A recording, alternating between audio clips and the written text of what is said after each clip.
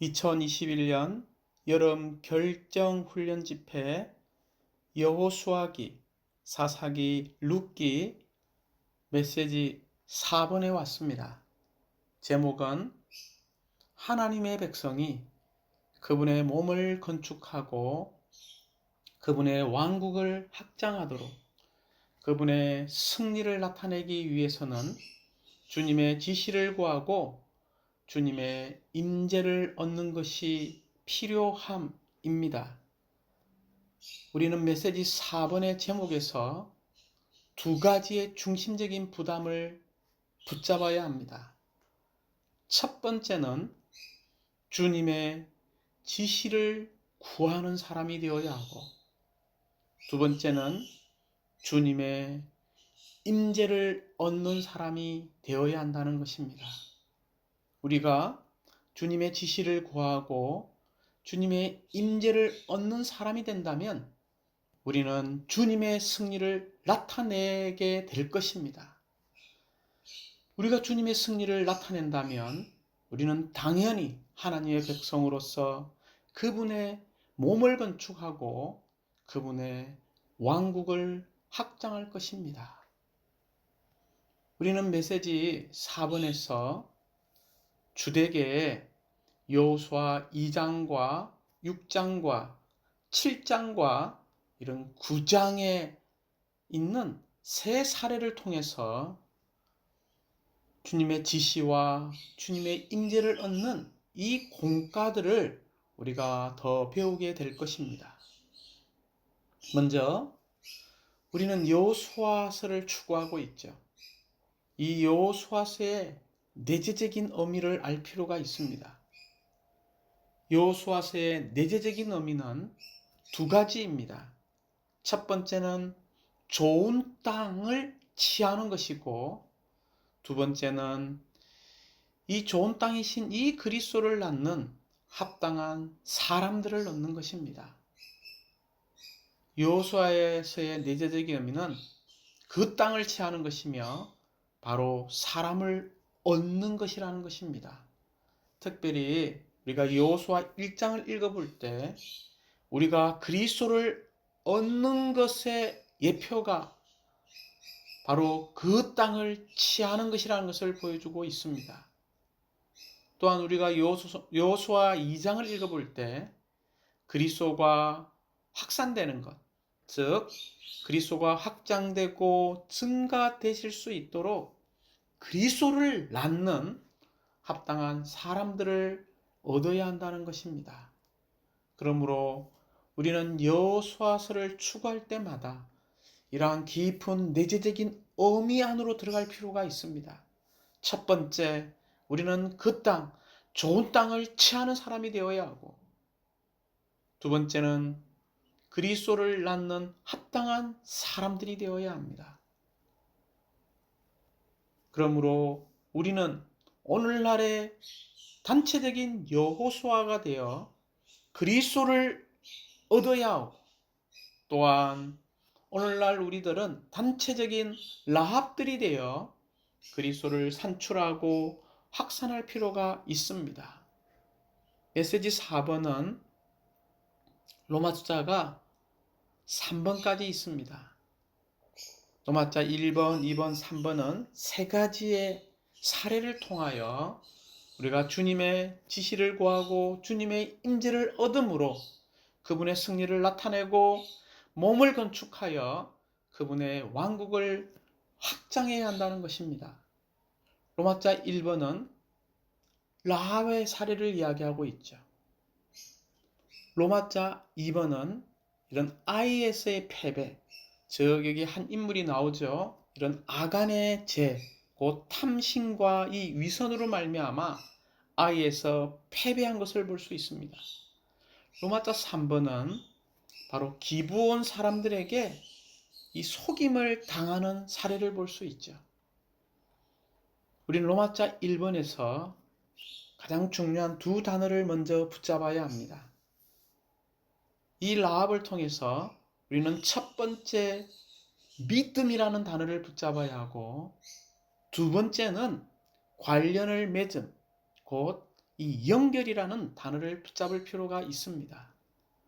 로마자 2번 이 IS의 패배를 볼 때 여전히 우리는 두 단어를 붙잡아야 되죠. 첫 번째는 하나님의 임재입니다. 곧 하나님과 하나 되는 거죠. 임재, 하나. 이런 하나님의 임재, 하나님과 하나 되는 것을 잃을 때에 아이에서 패배한다는 것을 보여주고 있습니다. 두 번째, 이 아이에서의 패배에서 중요한 두 번째 한 단어는 바로 죄죠. 물론 아간의 죄입니다. 그러면 로마자 2번에서는 임재, 이 죄라는 단어를 우리가 붙잡고 이 부담 안으로 들어가야 합니다. 로마자 3번에서는 여전히 우리는 두 단어를 붙잡아야 하는데 기본 사람들에게 왜 속임을 당했습니까? 그것은 첫 번째 아내로서 남편을 의존하지 않았기 때문입니다. 여기에 의존이라는 단어를 붙잡아야 하죠. 두 번째는 왜 그들이 기본 사람들에게 속임을 당했습니까? 바로 참된 남편이신 하나님의 조언을 구하지 않았기 때문입니다. 그러므로 로마자 3번에서 우리는 두 단어, 의존과 이 조언이라는 단어를 붙잡고 이 부담 안으로 들어가기 원합니다. 먼저 로마자 1번을 보도록 하겠습니다. 로마자 1번에 두 정탐꾼이 여리고에 갔을 때 창녀이자 가나안 사람인 라합은 그들을 접촉했고 기꺼이 그들을 영접하고 숨겨주고 구해주었는데 이것은 그녀의 믿음에서 나온 행동이었다. 여기에 라합이 나오죠.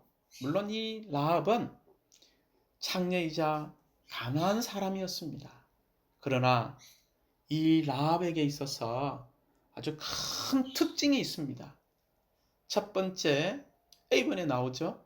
하나님과 하나님의 백성을 믿었다는 것입니다. 이 믿음이라는 단어, 곧 하나님과 하나님의 백성을 신뢰했죠.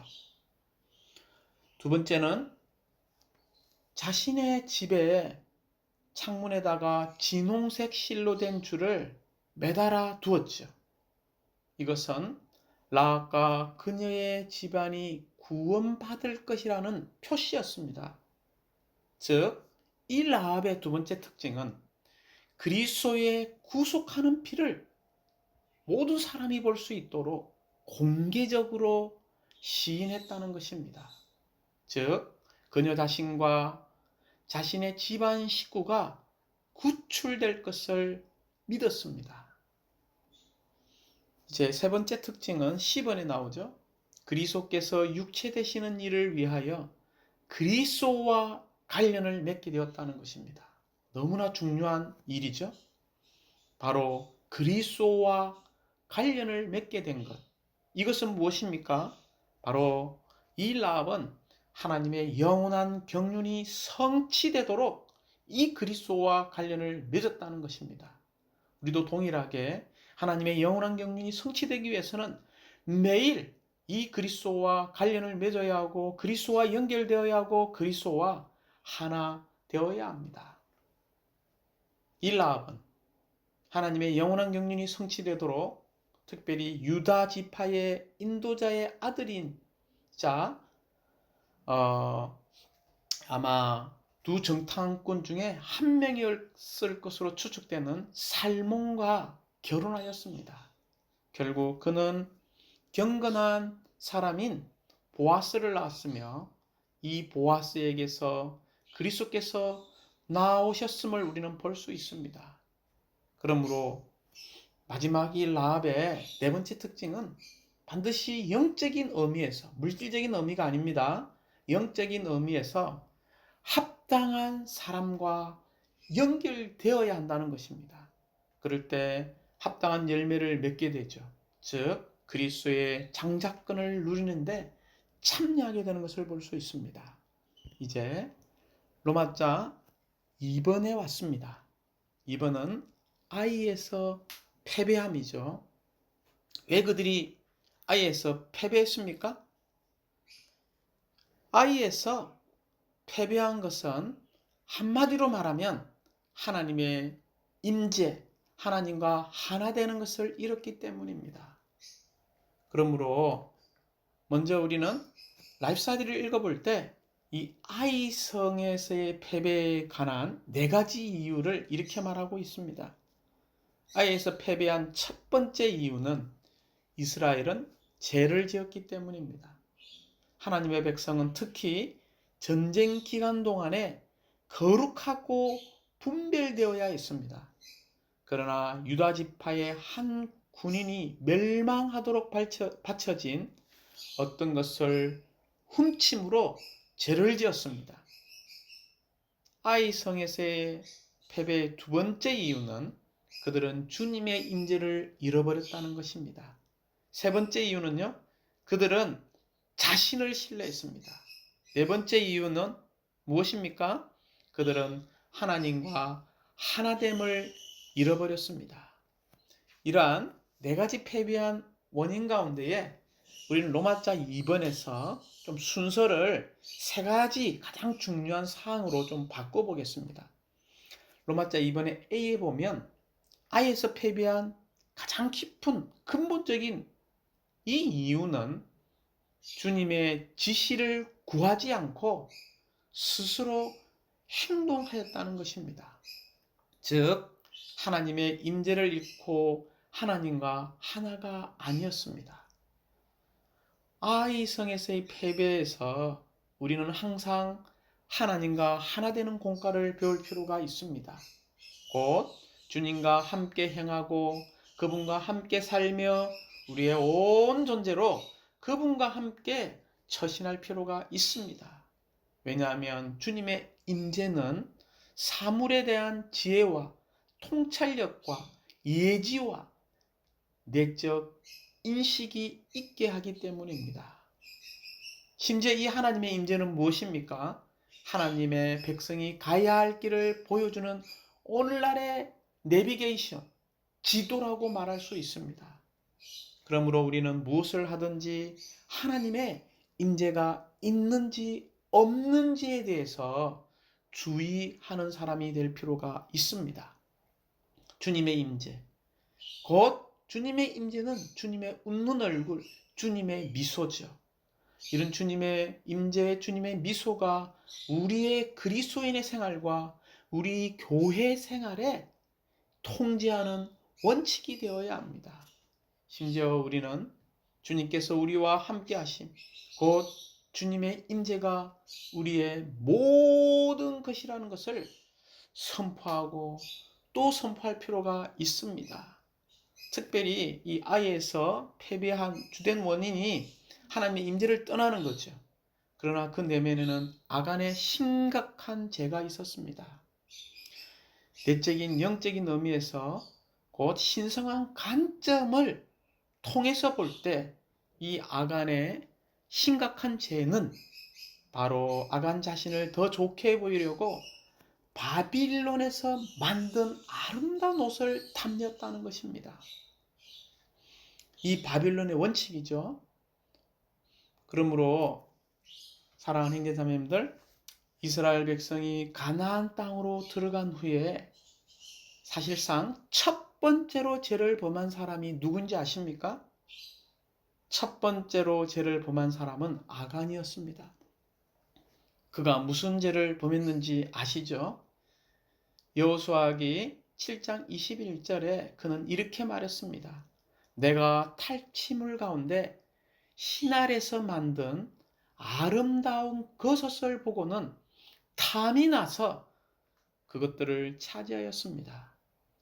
바빌론은 신할 땅에 있었고 신할을 언급하는 것은 바로 바빌론을 가리키는 것입니다. 바빌론의 겉옷 한 벌이 아간으로 하여금 죄를 범하게 하였습니다. 아름다운 겉옷은 모양을 보기 좋게 하기 위해 입는 옷을 말합니다. 사람은 아름다운 겉옷을 입어 자신을 치장하고 자신의 체면을 세우며 자신을 조금 더 돋보이게 하려고 합니다. 아간이 바빌론의 겉옷을 탐했던 것은 바로 치장하고 체면을 세우고 돋보이게 하기 위해서였다는 것입니다. 이것이 바로 아간이 지은 죄입니다. 동일한 원칙으로 신약에 와서 교회가 시작되었을 때 첫 번째로 죄를 지은 사람이 누구입니까? 성경은 그들이 아나니아와 삽비라임을 말해주고 있습니다. 그들은 무슨 죄를 범했는가요? 그들은 성령을 속였습니다. 그들은 그다지 주님을 사랑하지 않으면서도 주님을 지극히 사랑한 것처럼 가장했습니다. 그들은 기쁜 마음으로 모든 것을 하나님께 드리려고 하지 않았지만 사람 앞에서 마치 모든 것을 하나님께 드린 것처럼 행동한 것입니다. 이것이 바로 신할의 겉옷이라는 것입니다. 그러므로 바빌론의 원칙은 바로 위선입니다. 교회 안에서 사람의 영광을 얻으려고 하는 것, 사람의 지위를 얻으려고 하는 것은 바로 신할에서 만든 겉옷을 탐내는 죄이며 이것이 바로 아나니아와 삽비라가 지은 죄입니다. 거짓된 헌신과 영성은 죄이며 참된 경배는 어디에 있습니까? 바로 영과 진실함 안에 있습니다. 우리가 이러한 IS의 패배를 통해서 깊은 공과를 함께 배우기 원합니다. 다시 한번 노마자 2번을 이렇게 정리함으로 마치겠습니다. 이스라엘이 IS에서 패배한 숨은 이유를 다시 한번 볼 필요가 있습니다. 이스라엘이 IS에서 패배한 숨은 이유는 그들이 하나님의 임재를 잃었고 더 이상 하나님과 하나가 아니었기 때문입니다. 이 패배 이후에 여호수아는 궤 앞에서 주님과 함께 머무는 공과를 배운 것을 여호수아 7장 6절 상반절에서 볼 수 있습니다. 그가 어떻게 부르짖었습니까? 여호수아는 자기 옷을 찢고 여호와의 궤 앞에서 저녁 때까지 얼굴을 땅에 대고 엎드리고 있었다.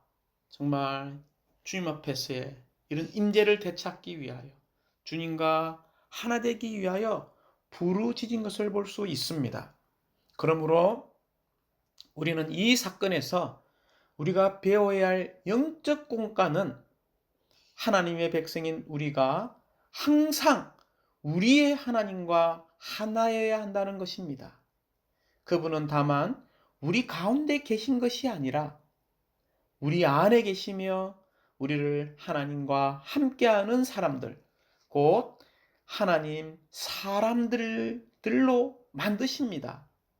하나님 사람들인 우리는 주님과 함께 행동하고 그분과 함께 살며 우리의 온 존재가 그분과 함께 처신함으로써 그분과 하나 되기를 실행해야 합니다.